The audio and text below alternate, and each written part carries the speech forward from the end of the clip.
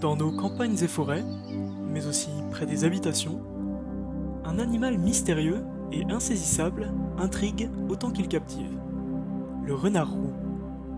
Ce chasseur agile, souvent aperçu à la lisière des bois ou furtivement dans les champs, est bien plus qu'un simple habitant de nos écosystèmes. Bien que considéré par certains comme un nuisible, il est en réalité un acteur indispensable pour les équilibres écologiques.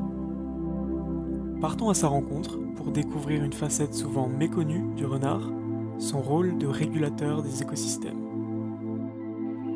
Avec sa fourrure rousse et son agilité remarquable, il est un redoutable prédateur. Omnivore opportuniste, il a un régime alimentaire très varié.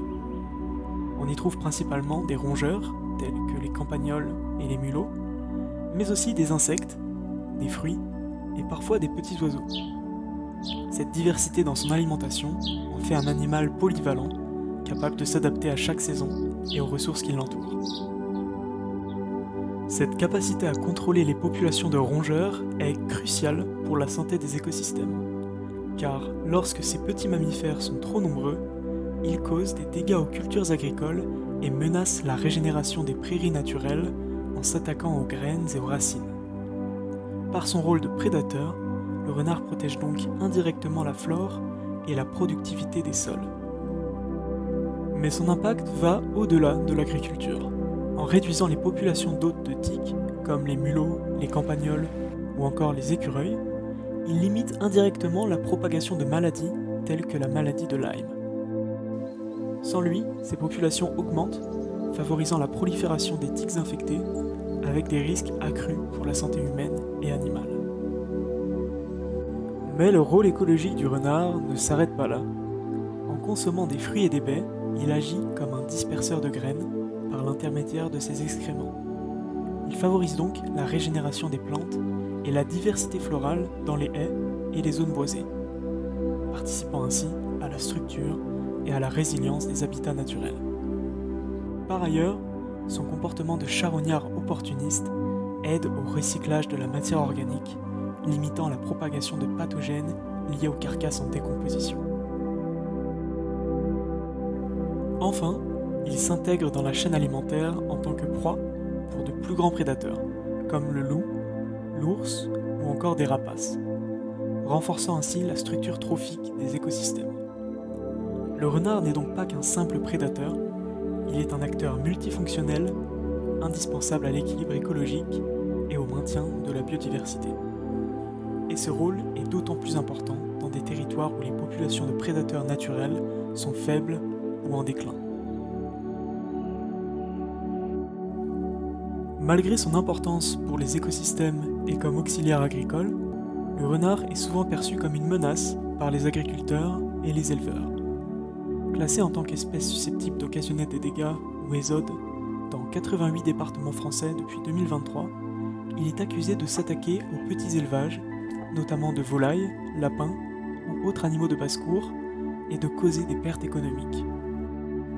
Cependant, les attaques de renards sur les animaux de basse-cour restent relativement rares et sont généralement limitées aux zones où son habitat naturel est fragmenté par les activités humaines.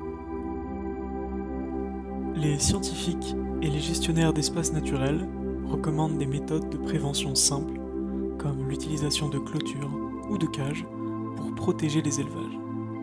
Ces pratiques de coexistence permettent de sécuriser les animaux d'élevage tout en préservant le rôle de régulateur naturel du renard. Il est également perçu comme un vecteur de maladies, notamment l'échinococose, une infection parasitaire causée par le ténia du renard. Bien que cette maladie puisse affecter les humains en cas de contamination, les risques de transmission restent limités grâce à des mesures de prévention et de gestion adaptées. Malgré ces avancées, la crainte associée à cette infection a durablement marqué les générations passées, alimentant une perception négative du renard et contribuant à son classement comme espèce susceptible d'occasionner des dégâts. Malgré leur rôle crucial, les populations de renards roux sont aujourd'hui menacées par la fragmentation de leur habitat, causée par l'urbanisation, l'expansion agricole et les infrastructures de transport. Dans des zones périurbaines comme celle de la réserve naturelle régionale Confluence Garonne-Ariège, les corridors écologiques sont essentiels pour leur permettre de se déplacer et de trouver des sources de nourriture sans s'exposer aux dangers des zones urbaines.